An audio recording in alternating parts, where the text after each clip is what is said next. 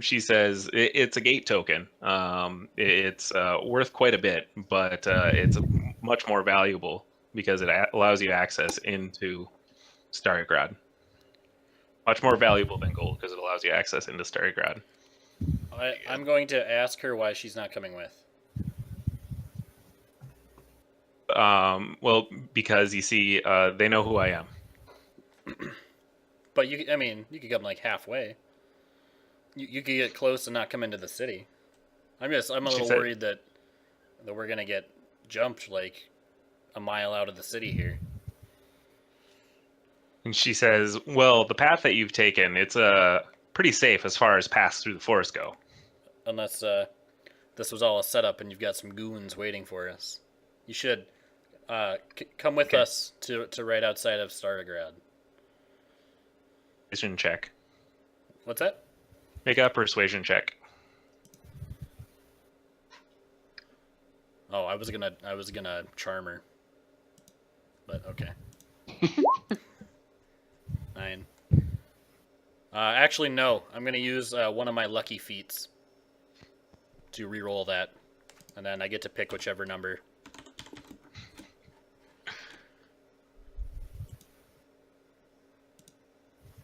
I'm gonna go with the 9. Wasted. She's still not persuaded. She says, I got a lot of business to do in the city, but don't worry. You'll be just fine. Cool. She's just very happy to be alive. All right. So we got to take this coin and give it to somebody who can get us there? Says the stables are just outside. Okay. All right. Thanks, Galadriel. Galena. Gallagher. I already forgot her name, but I'll pretend like I knew it and I'll mumble it like that. Stumble through the last half of it. Yeah.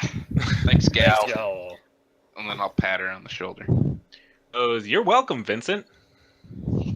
Again, just super happy to be alive. Like almost annoyingly happy. Cool. Yeah, as soon as we get out the front gate of Lubeck, and she's like out of earshot, I'm gonna say that no one is that happy by nature. I do not trust her. As you're walking out of the thing, you guys can turn around and she's standing like up on top of the gate and just kind of waving at you excitedly. Oh God, gnomes. Maybe waves back, really excited also. She sees you and she shoots you the finger pistols. Oh yes. She knows. She knows too much.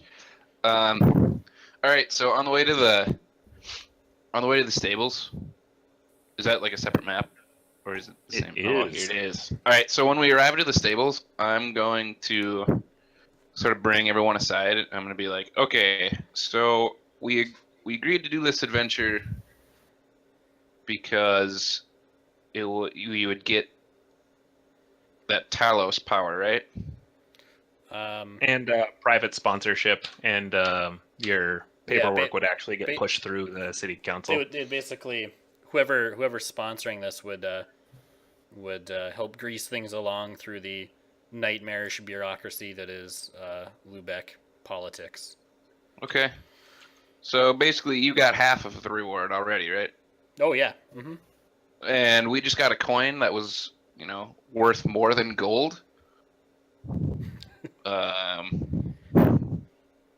Should we try to pawn this coin off and just hide back in the squeaky wheel? Wait for the bureaucracy to untangle itself. Spoon's gonna say that she would be in favor of that, but considering this is our first contract, it might reflect poorly on our future services. All right. Maybe we should try to get more of these coins. Spoon definitely agrees with that. There's no way that we're just coming away with what we were promised. Right. We're gonna load the wheelbarrow, if you will. All right. Where am I? The stables map. There I am, way on the right. Okie dokie, Smokey. So you guys make your way to the stables, and as you are walking down the road, you see it's pretty busy in the stables area. After kind of walking around and chatting with the different carriers, there's only 2 of them that are willing or prepared to take a path through the woods to Stargrad. Like as a package deal or a choice between the two? It is a choice between the 2. Okay. All right. I'm gonna look to BB as our leader. Yeah, BB. You've got the map. What map? The one in your pants. I'm gonna point at the map that's sticking out of his pants. BB grabs at it and like, kind of tears it a bit and just kind of shrugs and opens it up and gives it to you. I refuse to take it. Oh.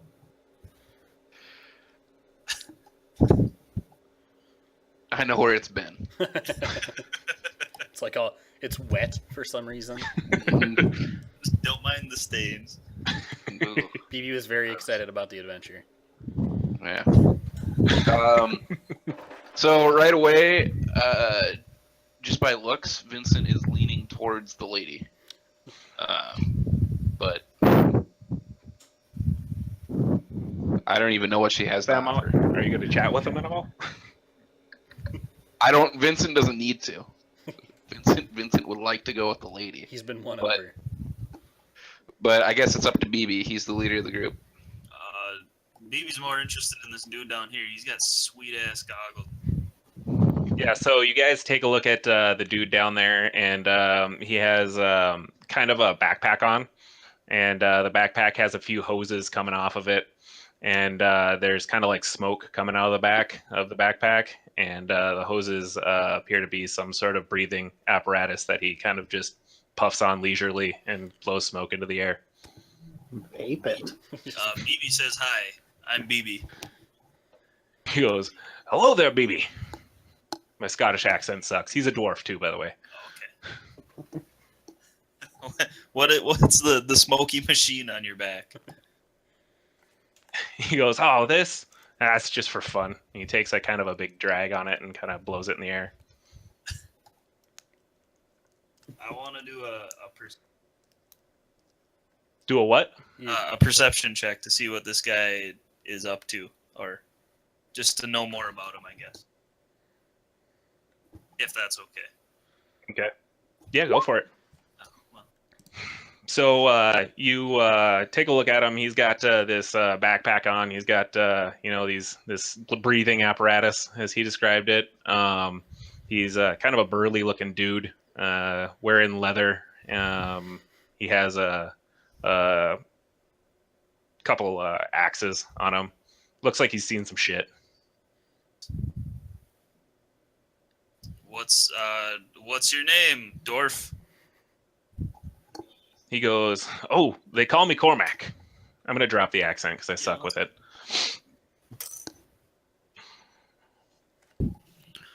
Okay, goes, well, see you Ride later. through the forest. He goes, "If you guys need a ride through the forest, I'm your man."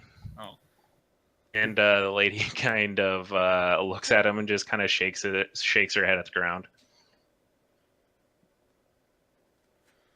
Yeah, BB could use a ride. I don't know about the rest of these guys. I'm gonna hold out the coin and sort of remind BB, like, you're not going anywhere without this. And I'm also gonna go up to the lady and I'll say, "It looks like we're headed out with this other guy, unless you've got something to offer." She says, "Well, I mean, if you want to go with him, that's up to you, and you can make a insight check." Yes, what's that supposed to mean? 19. Okay, so this is one of those ones that I'm gonna do.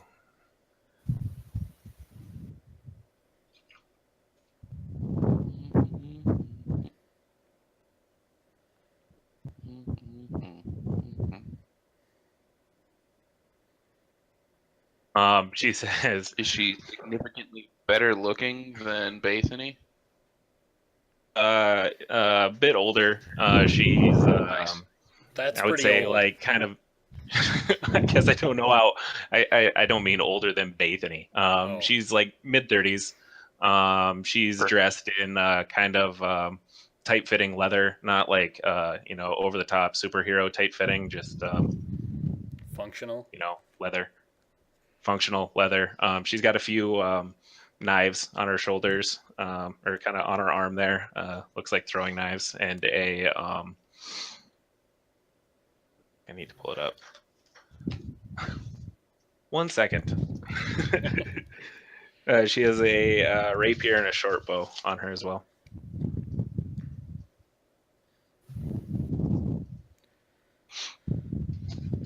So can the two not merchants but cartiers hear each group talking to them? Like, are they aware of the conversations that are going on in parallel here? So if I were to say something to him, would she hear me say it? No, it's pretty busy here, Okay. and actually, I'll take and put him on the other side. Like he's leaning up against this hay bale. Okay. I'm gonna She's tell kind of leaning up against this one. I'm gonna tell him that the other cartier up there made us a pretty good deal, but our leader here really likes the cut of his jib. Is there anything he can do to help sweeten the deal? He says, if you're looking for protection, I'm your man. And then he also says that also, I won't charge any sort of delivery fee. I'm on my way to Starigrad anyway. So if we were to go with you, would we have to put our deposit down? You're already headed that way anyway. You should let us hold on. He says, well, I'm heading that direction to get in the gates. I'm gonna lie to him and say, well, we've been burned before by movers of goods, and nothing personal, but I would just feel more comfortable if you didn't require us to put such a valuable token down as a deposit. He says, well, if you want to hold on to the token, that's your right. I'm heading that direction. I don't need to go through the gates. Good deal. Hell yeah.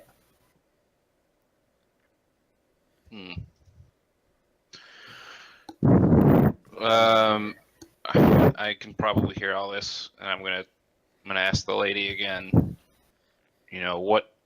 I mean, it sounds like he's got a pretty good deal. I mean, I thought they couldn't. The two groups couldn't hear each other.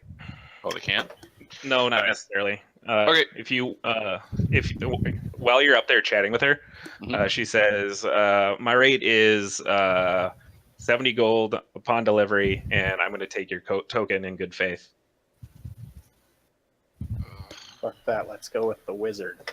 I'm actually going to go up here and just kind of listen in, but I'm also going to use a message to say to Vincent that that dwarf down there is willing to do it for free, but I don't trust a man that'll do free deliveries. He's going to want something. Nobody does something for nothing. Yeah, I can return. I can whisper back, right? Yep. I'm gonna say, this lady says, "Don't trust the dwarf. He's careless." All right. She's got my vote. I'm going to ask the dwarf if I can take a puff off of his backpack. He says, "Well, you demon child, you crazy." And he says, "I got a special one for you." And he kind of pulls up his arm, and he's got like a few vials along his arm, and basically he pulls one off and he attaches it to the end of the vape or the breathing apparatus, and says, "Yeah, here, let her rip." Oh yeah, I hit that shit. How big of a rip are you gonna take here? How big? Roll for it. Roll for vape rip. How big of a rip you think? Yeah, do All right. one